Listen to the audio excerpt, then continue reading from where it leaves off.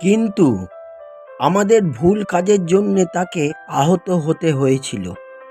আমাদের পাপের জন্যে সে ক্ষতবিক্ষত হয়েছিল।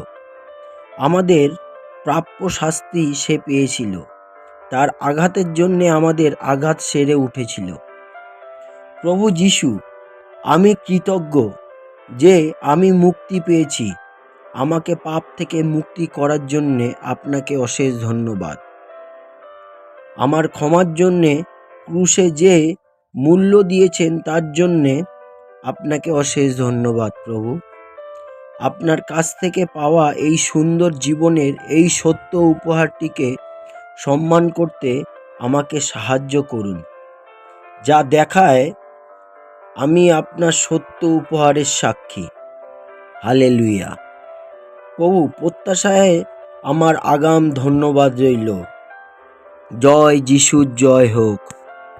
আমেন।